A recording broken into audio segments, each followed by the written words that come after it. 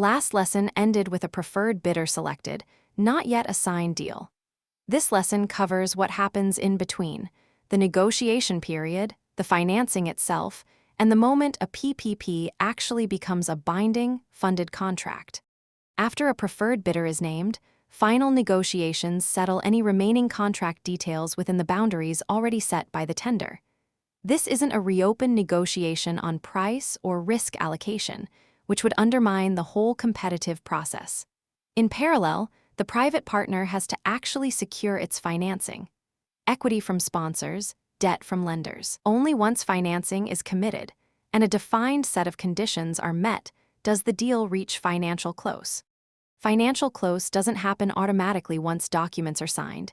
It depends on conditions precedent, a checklist that has to be satisfied first.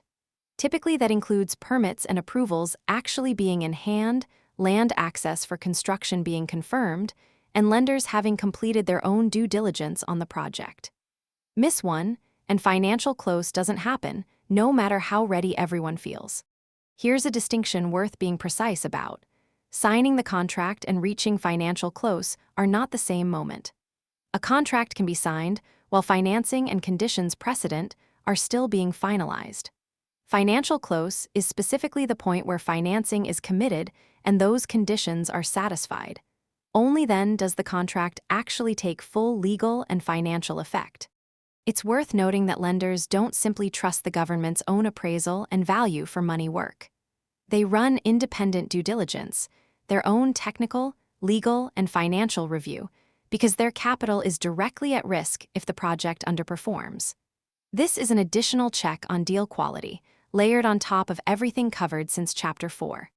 Financial close is the hinge of the entire process. Before it, everything covered so far, identification, screening, appraisal, structuring, tendering, is still a plan on paper, however well developed. After it, construction and operations actually begin, and the relationship shifts to managing a live, binding contract for years or decades. That's the whole subject of Chapter 7. Quick recap.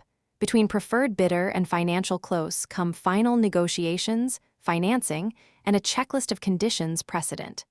Signing the contract and reaching financial close are distinct moments, not the same one, and lenders run their own independent due diligence before committing capital. Chapter 7 is next. What happens once the contract is actually live? That's Chapter 6. Subscribe to follow the rest of the course.